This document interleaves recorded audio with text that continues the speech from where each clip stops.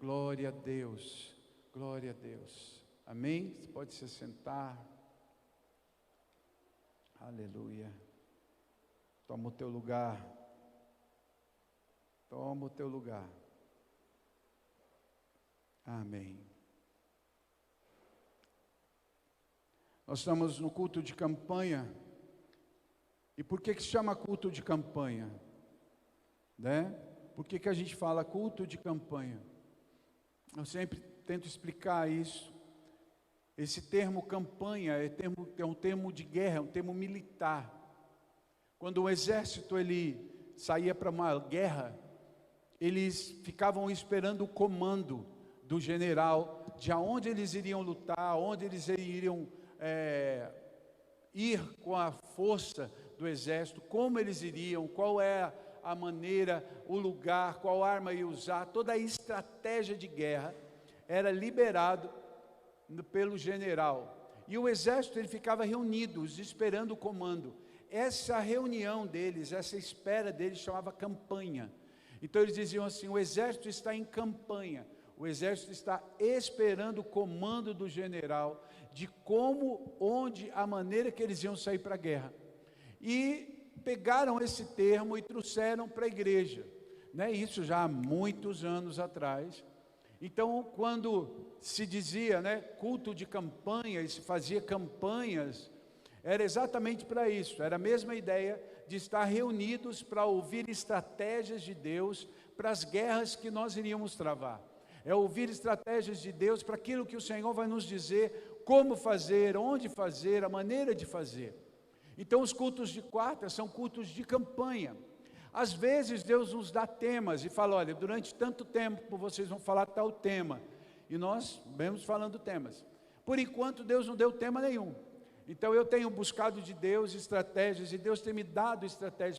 Fale disso hoje, fale disso hoje. Então eu tenho trazido direções, aquilo que Deus põe no meu coração para esse culto de quarta. Mas o culto de quarta é um culto de campanha. Você vem para ouvir de Deus estratégias, você vem para receber de Deus direções. É o culto que nós oramos, é o culto que nós ungimos, é o culto que a gente coloca e põe diante de Deus, para que o Senhor fale conosco, para que o Senhor nos direcione. Então é nesse coração, é nessa intenção que nós estamos aqui, amém? E Deus pôs no meu coração hoje de manhã, quando eu estava orando, sobre esse tema. O nome que Deus falou para mim, ainda que. E eu achei interessante isso, porque Deus geralmente ele me fala a palavra inteira, mas hoje Deus falou para mim assim, ainda que. E eu fiquei pensando nisso, ainda que falte, ainda que sobre, ainda que tenha, né? O termo ainda que. E eu fui procurar, e ainda que é um advérbio, né, que junto com o substantivo vai dar esse ainda que. E eu fui procurar, e uma das coisas dos sinônimos que o dicionário traz é a palavra de apesar de. E aí começou a fazer mais sentido. Por quê? Porque eu tenho uma escolha em andar com Deus, apesar de. Eu vou andar com Deus ainda que. Sempre entendendo que a minha opção, a minha dedicação, a minha escolha não está vinculada ao que está acontecendo, ao que vai me acontecer. Ainda que aconteça alguma coisa, apesar de acontecer alguma coisa, eu tenho um Deus na minha vida.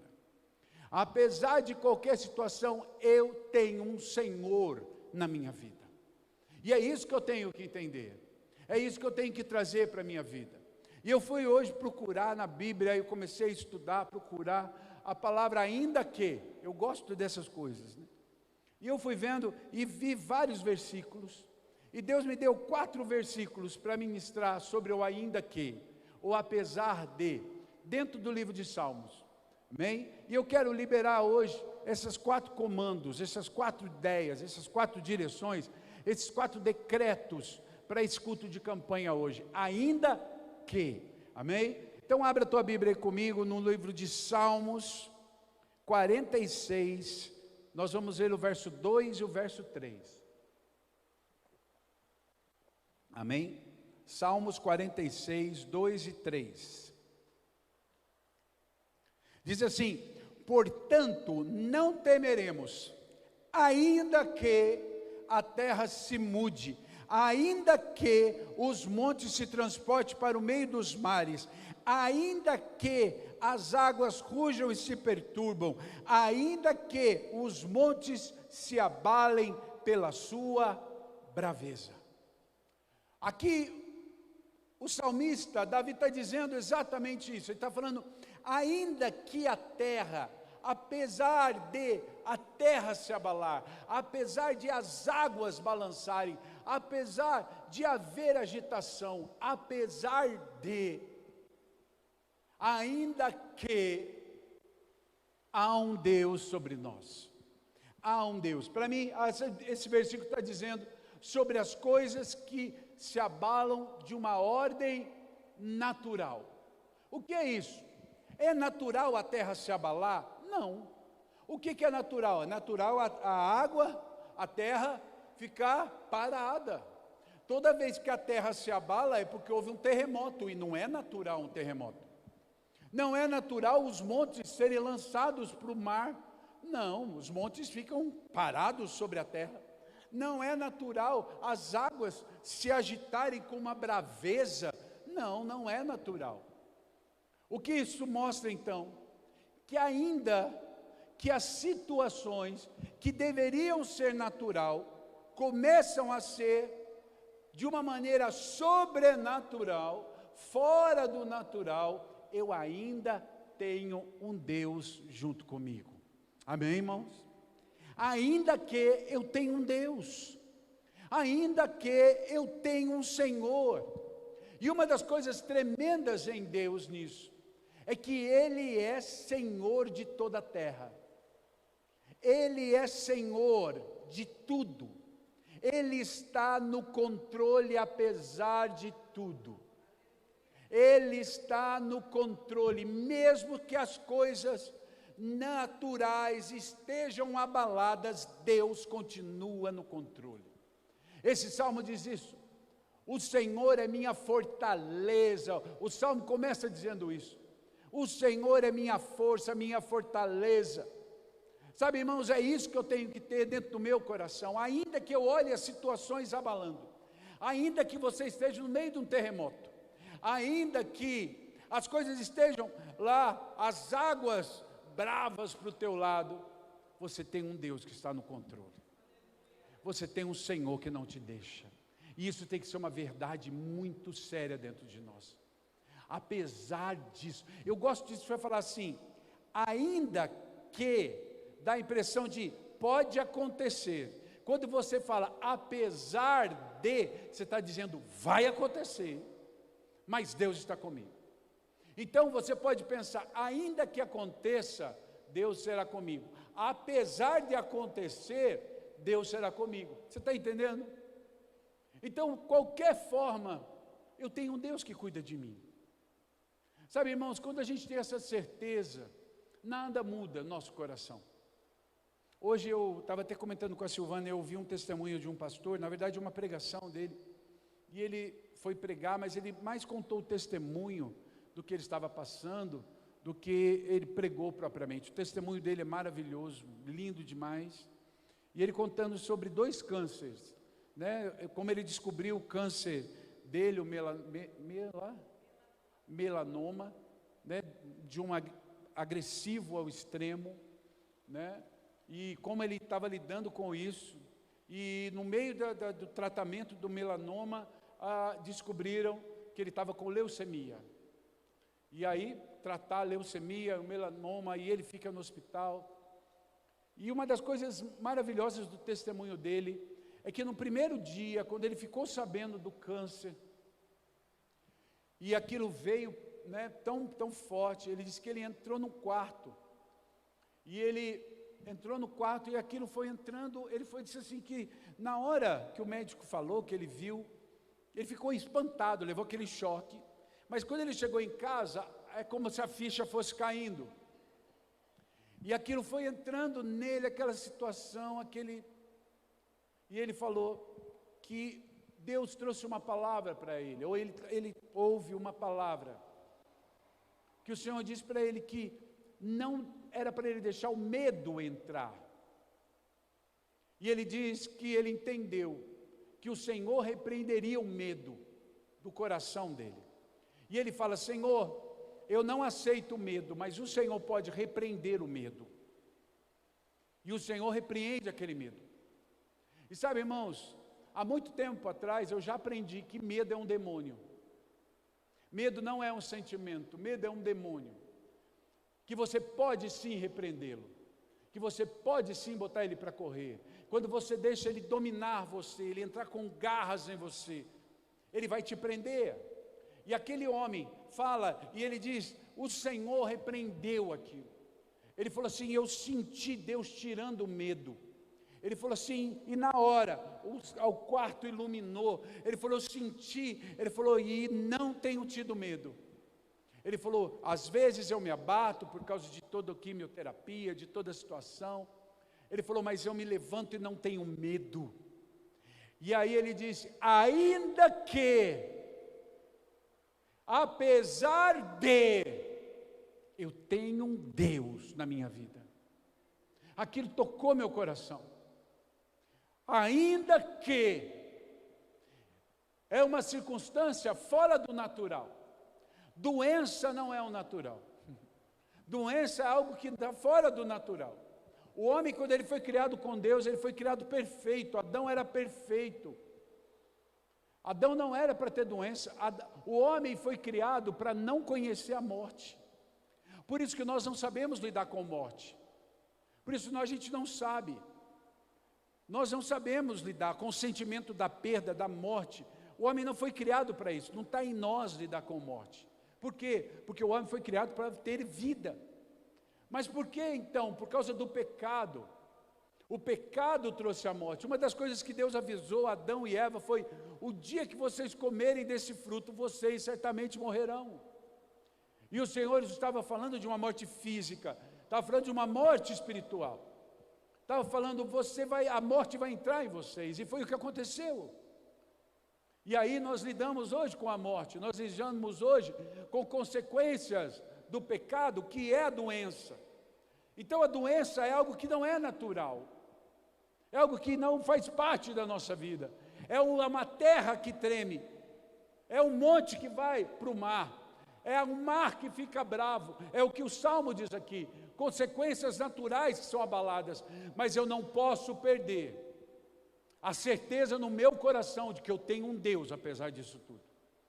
Eu tenho um Deus apesar da minha vida. Sabe, irmãos, eu e Silvana já passamos por muitas situações, de ouvirmos muitas coisas, né? De vir, segunda-feira eu fui a São José no aniversário do Maurício, e a gente estava conversando, e ele me apresentando para alguns irmãos que estavam lá, que só me conheciam pela rede social, só me conheciam por ouvir falar de mim. E o Maurício dizia: o Sandro é uma das pessoas que eu conheço que não desistem de Deus, que não abrem mão de Deus, que tinha tudo para largar Deus, mas nunca largou. Ele falou assim: esse podia apostatar da fé, mas nunca deixou. E sabe, toda vez que ele fala isso, fica dentro do meu coração. Por quê? Porque eu nunca pensei nisso. Nunca tive dentro de mim em nenhum momento, e Deus é testemunha disso, falo isso em cima do altar, diante de Deus. Nunca passou no meu coração desistir de Deus, em hipótese alguma, por situação nenhuma, por dia nenhum, por notícia nenhuma, por diagnóstico de morte nenhuma, nunca. Porque ainda que a terra trema, ainda que os montes vão para o mar, ainda que as águas fiquem bravas, eu tenho um Deus que é uma fortaleza na minha vida.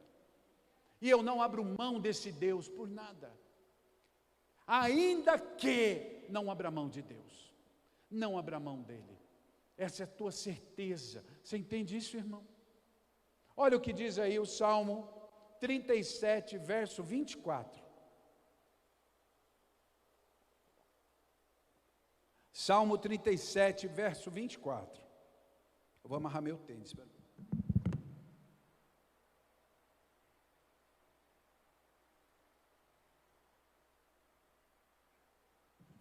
Não, vou tropeçar aqui. Salmo 37, 24, diz assim: ainda que caia, não ficará prostrado, pois o Senhor o sustém com a sua mão. Ainda que eu caia, não ficarei prostrado, porque o Senhor me levanta com a sua mão. É o segundo ainda que. Irmão, é claro que Deus não quer que você caia. Deus te salvou, te posicionou, Deus te tirou do império das trevas, te trouxe para o reino do Filho do amor dele. Deus te capacita, Deus te dá a arma, Deus te deu o Espírito Santo, Deus te fortalece, Deus tem uma palavra para dentro do teu coração. É óbvio que o desejo de Deus é que você não caia. É óbvio que o desejo de Deus é que você caminhe. Só que, irmãos, nós somos homens falhos. Eu sempre digo, Deus não procura pessoas perfeitas, Ele procura pessoas santas. Ser perfeito nós nunca vamos ser, mas santos nós devemos ser. Por isso que o Senhor diz: sede santo como eu sou santo. Por quê? Porque você pode ser. Ele nunca disse sede perfeitos como eu sou perfeito, não. Ele disse sede santos como eu sou santo. Então, é óbvio que, no decorrer da caminhada, muitas vezes nós vamos tropeçar em algumas situações. Eu não estou dizendo alguém que tropeça num pecado e continua naquele pecado, isso não, irmão. Mas no decorrer do dia, em situações, quantas vezes nós falamos algo e depois nos arrependemos, fazemos algo e nos arrependemos. O grande segredo da mão de Deus nos sustentar é o arrependimento. Eu gosto quando eu leio esse texto, quando Davi está dizendo isso: ainda que eu caia, ainda que eu me prostre, que eu caia prostrado, a mão do Senhor vai me levantar. Sabe, irmãos, eu entendo que muitas vezes esses ataques, né, esse cair, é difícil? É o que a gente quer? Não, mas há situações que vão nos levar a isso. Mas nós temos um Deus que a sua mão nos sustenta, a mão de Deus que nos tira daquela condição, a mão de Deus que olha para nós e diz: vem filho, eu te sustento, eu não te abandono, eu não te largo. O Deus que nos pega pela mão e nos põe de pé de novo. Sabe, eu amo esse Deus que não desiste de nós apesar de nós. O Deus que olha para nós e tem compaixão. Sabe, irmãos, não é aquele Deus que olha para você: caiu, pecou, de novo, caiu, não, vai ficar aí agora, vai sofrer agora, vai aprender, vai ficar aí até... Não, o coração de Deus é vir, é nos pôr de pé. Agora, o que faz Deus se mover nisso em nós? Arrependimento. Arrependimento. O arrependimento é a chave. Arrependimento é aquilo que atrai Deus. A Bíblia diz que é um coração quebrantado e contrito, o Senhor não despreza. O que isso quer dizer? Que o meu arrependimento, o meu coração atrai Deus. Se caso eu caia por alguma situação, se caso aconteça de eu cair, o amor de Deus vai me tirar daquilo. O amor de Deus vai me alcançar. Eu tenho um Deus. Ainda que eu tropece, o Senhor me sustenta. Se nós temos essa certeza dentro de nós, isso tem que nos animar na caminhada. Isso tem que nos animar na caminhada. É óbvio, Deus não me chamou para ficar pecando, caindo, né? Se isso acontece, se esse círculo vicioso, esse ciclo de pecado continua na minha vida, é porque não é nem arrependimento. Eu preciso conhecer o perdão de Deus, eu preciso sair do pecado. Agora, na caminhada, Pode ser que no meio de uma batalha, no meio de uma situação, eu dê um vacilo, mas a mão de Deus me tira de lá. Deus não me abandona, e o que atrai Deus é o meu coração. Sabe, irmãos, Deus não desiste de nós. Deus não desiste de nós. O coração de Deus está sempre pronto a nos tirar, ainda que eu caia. A mão de Deus vai me sustentar. Você entende isso? Isso tem que ser o teu coração para a nossa vida, algo maravilhoso e tremendo. Isso tem que mudar a nossa maneira de pensar. O nosso Deus, que é um Deus de amor tão profundo, tão tremendo por nós. Outro versículo, Salmo 27, o verso 2 e o verso 3. Diz assim: quando os malvados, meus adversários e meus inimigos, se chegaram contra mim para comerem as minhas carnes, tropeçaram e caíram. Ainda que um exército me cercasse, o meu coração não temeria. Ainda que a guerra se levantasse contra mim, nisso eu confiaria. Se ainda que as coisas mudem a sua ordem natural, Deus está no controle. Ainda que eu caia, Deus me levanta. Agora, ainda que os meus inimigos se levantem contra mim, Deus entra na minha guerra. E isso é maravilhoso. Ele fala, ainda que os meus inimigos me cerquem como um exército, que coloquem um exército ao meu redor, o Senhor entra na minha guerra. Amém? Você já imaginou que você tem um Deus que entra na sua guerra? Pensa um minuto aí, qual é a guerra que você está passando nesses dias? Tomara Deus que você diga, não tem nenhuma guerra. Ou talvez você vai dizer, não, tem umas guerras meia, né? Tem umas coisas, umas batalhas aí que eu estou precisando. É isso que eu quero que você entenda, Deus está na sua guerra. Ainda que o exército se levante contra você. Sabe, uma das maiores artimanhas do diabo é botar medo. O medo. Por quê? Porque o medo enfraquece a gente. O medo paralisa você. E ele faz um negócio chamado alarido. O que é o alarido? O alarido é o barulho de guerra. O alarido é o barulho, não é a guerra. Então o que o exército faz? Né? Hoje em dia a gente não vive mais esse tipo de coisa. Hoje as guerras são mísseis, né? São bombas. Hoje o alarido está nas redes sociais, né? Mas antigamente nessas guerras, o que eles faziam? Eles faziam muito barulho. O exército ia atacar o outro, eles faziam barulho. Para quê? Para o inimigo imaginar que tinha mais gente do que realmente tinha.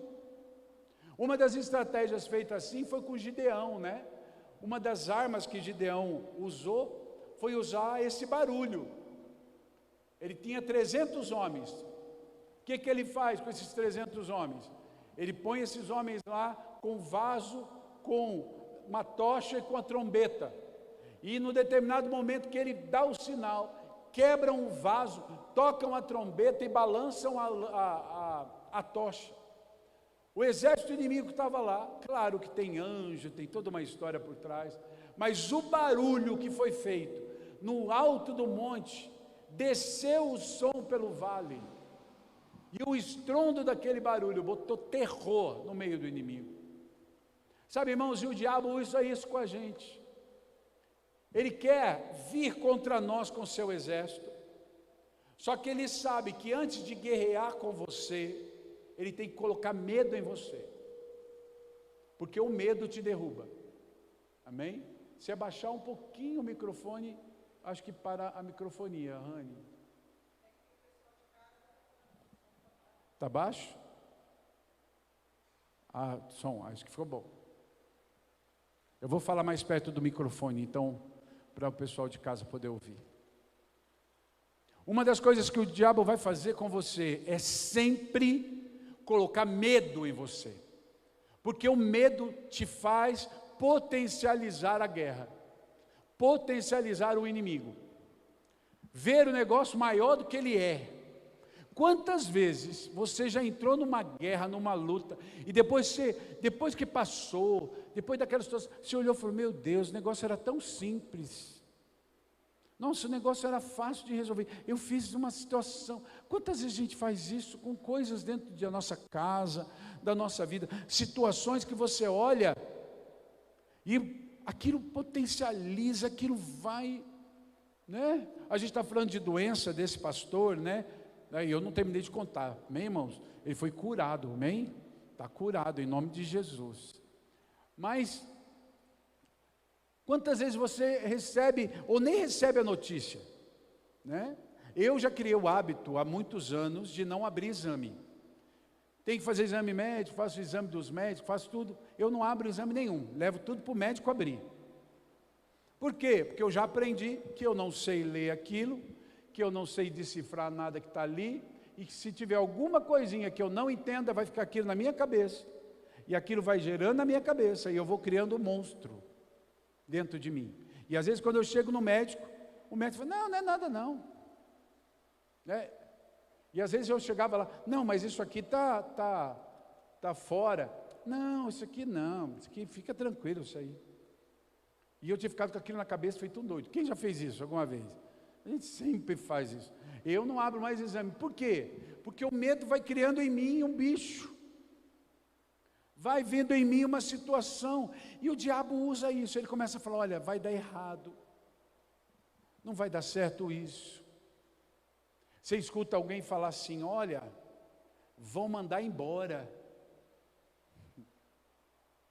Alguém disse isso em algum lugar, e você já começa a vou mandar gente embora, vai mandar gente embora, eu vou embora, vou mandar eu embora da empresa, vou mandar eu embora da empresa. Ela está mandando todo mundo. No fim, todo mundo é duas pessoas, mas é todo mundo. Aí você vai criando aquilo, você vai entrando aquilo, e aquilo vai enfraquecendo você. De repente, quando você vê, você está preso naquele laço do medo, e você acha que aquilo está em você. E eu gosto quando eu leio esse versículos que a gente leu aqui, do Salmo 27, que vai crescendo. Olha que interessante Davi dizendo. Ele fala assim: quando os malvados, depois os malvados se tornam meus adversários, e depois eles se tornam meus inimigos. Ele está pondo uma sequência crescente. Ele diz: malvados, adversários, inimigos.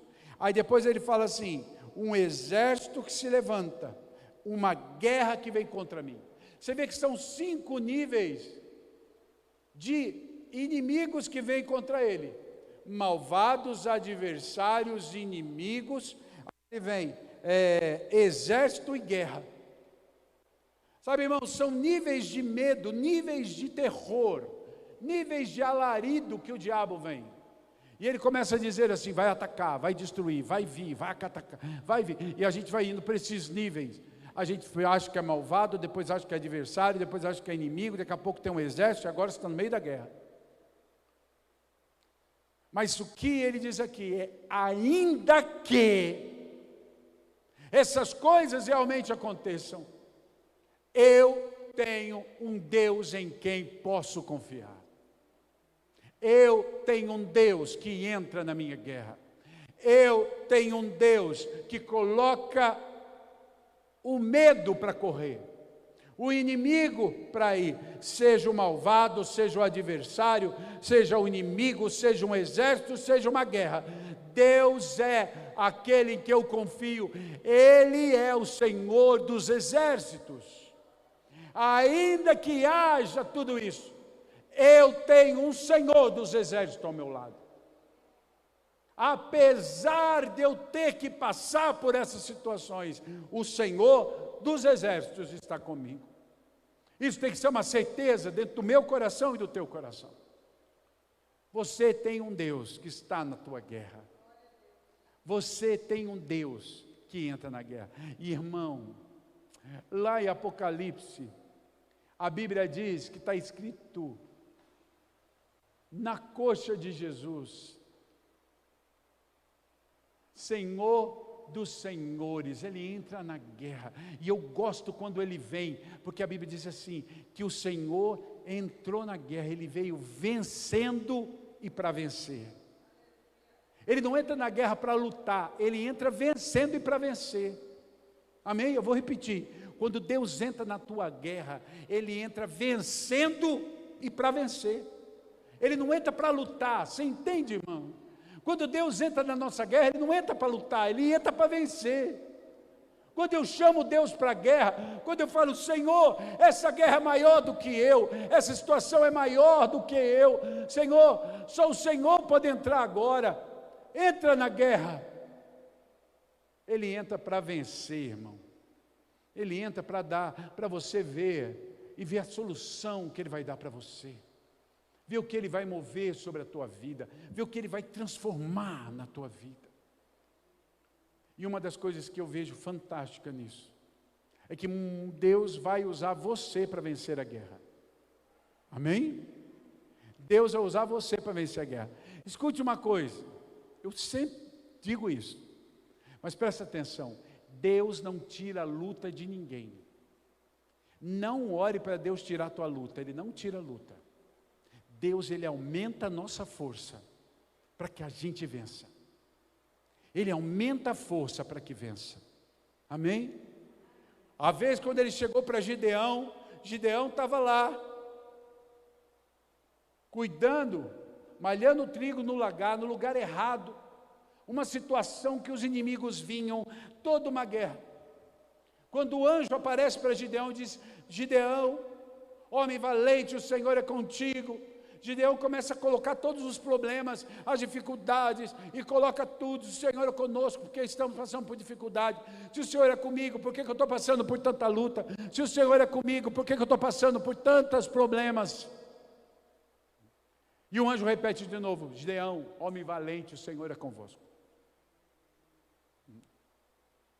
E aí Deus começa a dar estratégias para ele. Sabe o que eu acho fantástico? Deus não diz para ele, Gideão, continue aí na sua, levanta porque eu vou lá destruir os inimigos, depois eu volto aqui falar com você. Não, Gideão, vai você, eu vou com você na guerra. Eu vou usar aquilo que você tem, quem você é, para ganhar a guerra. Sabe, irmãos, Deus vai usar você, a sua vida para vencer, porque Ele é Deus. Ele vai te capacitar, Ele vai aumentar a tua força, tua fé, teu ânimo, tua disposição. Deus vai falar com você, Deus vai dar estratégias, Deus vai mover o céu, Deus vai dizer, eu vou fortalecer você, você vai se levantar, você vai, eu vou com você. E Deus foi dando estratégia para Gideão. Do mesmo jeito que Deus deu estratégias para o rei Davi, o homem que escreveu esses versículos que nós acabamos de ler. Davi foi o homem que nunca perdeu uma guerra. A única guerra que Davi perdeu foi contra o adultério, porque ele não ouviu Deus. Mas na guerra, contra um inimigo, na peleja, nunca. Mas era o homem que não punha o pé para fora do palácio, numa guerra, sem antes ouvir o que Deus tinha para falar. Senhor, eu vou para aquela guerra, eu posso ir? O Senhor vai conosco? O que eu devo fazer? Chama o sacerdote, manda fazer um sacrifício, erga um altar e ouça de Deus o que deve ser feito. Ainda que um exército se levante, eu tenho Deus que eu possa confiar nele. Você entende, irmão? Ainda que as coisas naturais mudem, Deus está no controle. Ainda que eu caia, Deus me levanta. Ainda que os inimigos se levantem contra mim, Deus entra na minha guerra. E o ainda que não podia faltar, Salmo 23, verso 4. Ainda que eu ande pelo vale da sombra e da morte, não temerei mal algum, porque tu estás comigo, a tua vara e o teu cajado me consolam. Pensa num versículo que crente sabe de cor. É aqueles versículos de para-choque de caminhão, né? Sabia de cor. Quando eu era criança, na escola dominical, era feita a chamada, né, dos alunos da escola. Aí quando falavam o nome da gente, você tinha que ficar de pé e falar um versículo, né? Então tinha que fazer isso. Então falava o nome, fulano ficava de pé. Então tinha 3 versículos que era, todo domingo aparecia. Falava o nome, fulano, ficava de pé. Gente, tinha cara de pau de fazer isso. Ficava de pé e falava, João, tal, falava, fulano, ficava de pé. Jesus chorou. É um versículo, gente. Ficava de pé, o Senhor é meu pastor e nada me faltará. Era o 2º versículo mais falado. Aí sentava. Aí o 3º versículo era, aquele que habita no esconderijo do Altíssimo, a sombra do Onipotente descansará. Aí sentava. Os 3 versículos, todo domingo, aparecia. Por quê? Porque o Salmo 23 era o salmo que se decorava primeiro. Eu lembro, eu com 7 anos, quando eu comecei a aprender a ler, e na minha casa a gente aprendia na cartilha e na Bíblia, né? A gente lia a cartilha e depois tinha que ler a Bíblia. Tinha culto doméstico, tinha que ler a Bíblia. Então a gente lia a Bíblia, né, em casa. Começava a aprender a ler, tinha que ler a Bíblia. E o Salmo 23 era o salmo que a gente tinha que aprender a decorado logo. Então era o salmo que tinha que se levantar e falar decorado. Então o Salmo 23 era o salmo assim que, primeiro eu acho que, se eu parar para pensar, acho que o primeiro texto que eu decorei na minha vida foi o Salmo 23, que tinha que decorar. E depois o Salmo 91, que era outro que tinha que decorar, porque o Salmo 91 era o salmo da proteção, né, irmão? Todo mundo tinha que ter, às vezes você ia na casa de crente, estava o Salmo 91, a Bíblia aberta no Salmo 91, para proteção, né? Aí o Salmo 23 era o Salmo do amor, o Salmo da provisão. E a gente decorava isso. Ainda que eu ande pelo vale da sombra e da morte, não temerei mal algum, porque tu estás comigo, a tua vara e o teu cajado me consolam. Esse é o salmo que Davi escreve, e ele fala, ainda que, apesar de, ele está lembrando que há vales de sombra e de morte que nós temos que passar. Agora você quer saber algo interessante? Em Israel, são montanhas e há vales. E há lugares, vales, em que o posicionamento das montanhas, o sol só ilumina aquele lugar quando o sol está bem em cima, ao meio-dia. Porque as montanhas estão tão altas e tão próximas que o vale fica escuro.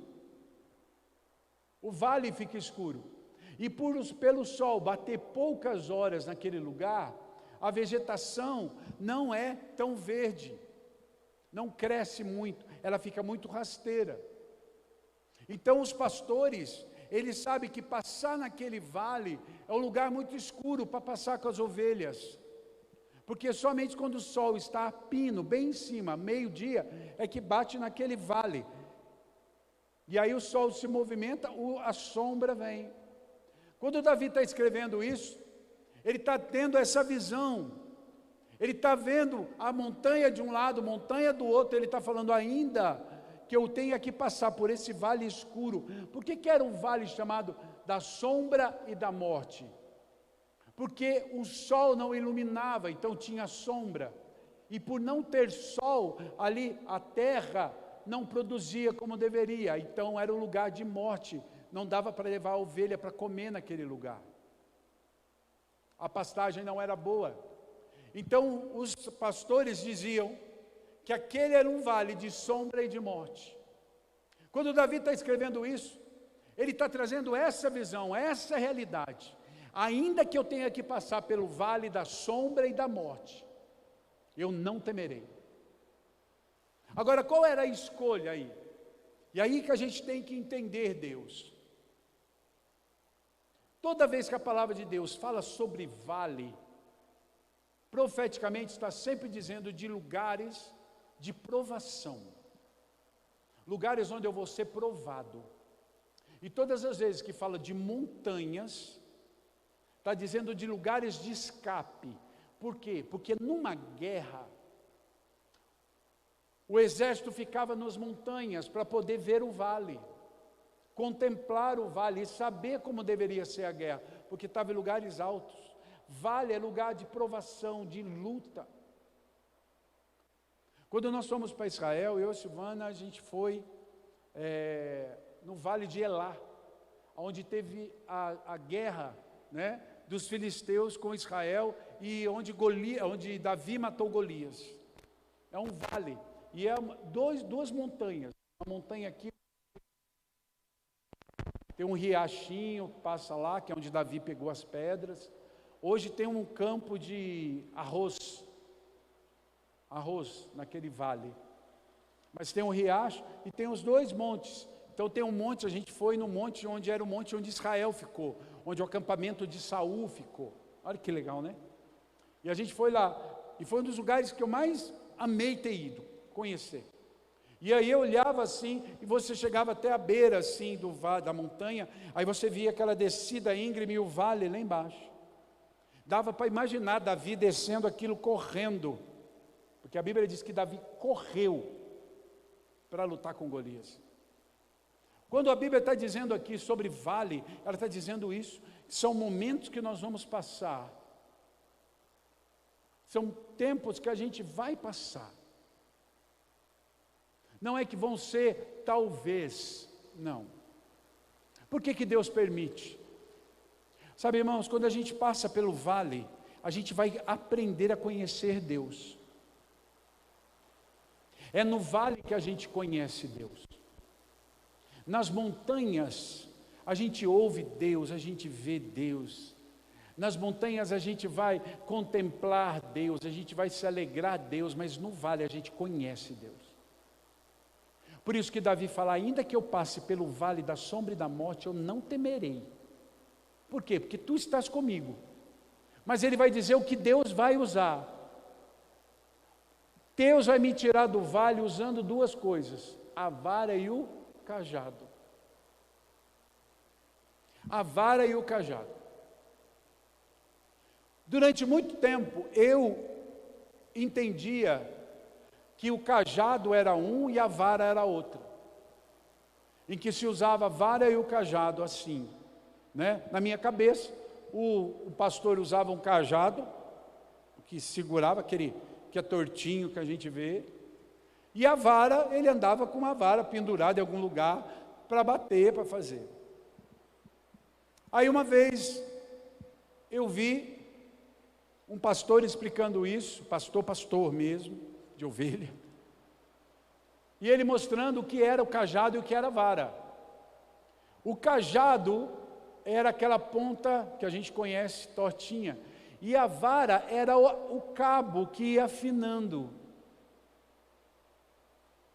Então o que ele fazia? Quando ele precisava usar o cajado, quando a ovelha caía num buraco, quando a ovelha atolava em algum lugar, quando a ovelha se prendia ou caía, ele colocava o cajado, ele pegava o cajado como se fosse um guindaste assim, e ele colocava por debaixo da ovelha e ele puxava a ovelha. Aí isso era o cajado, para tirar a ovelha daquele buraco, para tirar a ovelha daquela situação, para levantar a ovelha daquele vale, ele usava aquele cajado e punha aqui. Agora, quando ele tinha que fazer e usar a vara, quando a ovelha estava indo fora do caminho que ele tinha planejado, então o que ele fazia? Ele virava o cajado, ele pegava aqui, e com a vara, com a ponta do cajado, do outro lado, ele batia nos pés, na pata da ovelha, para que ela não saísse do caminho. E aí ele batia para ela voltar, e aí ela voltava para o caminho.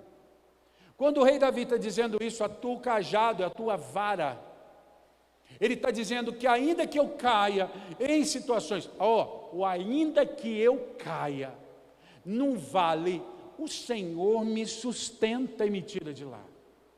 Agora, o mais legal dessa história é que o Senhor te ama tanto, que mesmo quando Ele te vê saindo do caminho, Ele vai usar a vara para fazer você voltar para o caminho, para não deixar você entrar no vale de sombra e de morte. Então eu posso não entrar no vale? Posso. O problema, irmãos, é a gente identificar a vara que Deus está usando para falar para mim, não entra. Por quê? Porque muitas vezes o vale vai nos encantar. O vale vai nos cegar e a gente vai querer entrar no vale. O diabo, ele sabe usar o vale para nos enganar. O diabo sabe enfeitar o vale, parecer ser bom. A Bíblia diz que há caminhos que ao homem parece ser bom, mas o final dele é morte. Quando eu era criança, na igreja batista, onde eu cresci, havia um quadro que ficava no corredor da igreja. E era um quadro que desde criança eu olhava aquilo, eu ficava impressionado com aquele quadro. Um quadro feio pra caramba, velho pra caramba, mas a imagem do quadro mexia com a gente. Porque mostrava a parábola de Jesus contando das duas portas, a porta larga e a porta estreita. E aí naquele quadro tinha uma porta larga, grande, e que você olhava pela porta, assim, aquela porta larga no quadro, tinha um parque de diversões. Gente lá no parque, bexiga, roda gigante, você olhava assim, aí você olhava assim, o caminho continuava, e lá no fundo tinha fogo. E do lado dessa porta tinha uma porta estreita, em que ia aquele caminho estreitinho, cheio de pedra. Você olhava assim, tinha espinho, tinha pedra, e o caminho estreitinho, cheio de curvinha, e lá no fim tinha um céu. E eu lembro que aquele quadro ficava na cabeça da gente, não era só meu não, das crianças lá na igreja, a gente ficava com aquilo na cabeça. Aquele quadro ficava assim, eu estou falando para vocês, parece que eu estou vendo o quadro na minha frente. E ficava marcado aquilo para mim, do caminho. Qual caminho escolher? Qual caminho andar? Claro que o caminho da porta larga era o que mais atraía. Nós éramos crianças, nós ficávamos imaginando. E eu lembro que sempre tinha um esperto que falava assim, eu ia até a roda gigante, ele no parque, depois eu mudava para outro caminho. Tinha um muro, assim. Não, eu pulava o muro e ia voltar para outro caminho, né? Criança sempre tem que dar um jeitinho. Mas quantos de nós somos atraídos pela parque de diversões que está dentro do vale? Porque a gente acha bonito, a gente acha que vai, a gente até pensa igual a criança, depois eu volto. Porque atrai o caminho. Sabe, irmãos, e quando a gente está encantado por esse caminho, quando a gente está fascinado, e a palavra certa é encantado, é um encantamento. Todo espírito de encantamento rouba a inteligência, rouba o raciocínio. A Bíblia diz que o espírito de encantamento emburrece a pessoa. E a pessoa, ela olha aquilo, e ela não consegue ver o fim, ela vê só aquela situação, e ela vai andar, ela está indo para o vale da sombra e da morte, não tem sol, o chão é lama, mas ela vai andando, porque ela acha que ali vai ter um parque de diversões para ela. É nessas horas que o Senhor usa a vara, para dizer, não entra aí. Deus vai dando situações, Deus vai usando pessoas, Deus vai usando textos, Deus usa a Bíblia, Deus usa as pessoas, Deus usa homens, Deus usa música, Deus fala de todo quanto é jeito, para dizer para você, não vai, não vai, não vai. Por quê? Porque Deus não nos obriga a nada, Ele sempre nos convida. Mas há um versículo lá em Gênesis que diz assim, que aquilo que o homem pôs no teu coração, aqui o versículo diz assim, aquilo que o homem tenta no seu coração, isso ele fará. Sabe, quando eu olho para esse texto, eu vejo Deus dizendo a vara, Deus dizendo não vai, não vai, não vai, e a gente vai. E aí quando atola lá no meio do vale da sombra e da morte, o único jeito de sair de lá é clamando para o Senhor que é meu pastor, para que Ele venha com o seu cajado e nos tire daquela lama. Ainda que eu ande no vale da sombra e da morte, eu não vou temer, porque o Senhor vai me tirar de lá. Ainda que eu tenha um Deus que que vai me tirar de lá. Irmãos, ainda que as coisas naturais se abalem, nós temos um Deus no controle. Ainda que eu caia, eu tenho um Deus que me sustenta. Ainda que os inimigos se levantem contra mim, eu tenho um Deus que aumenta a minha força e entra na minha guerra.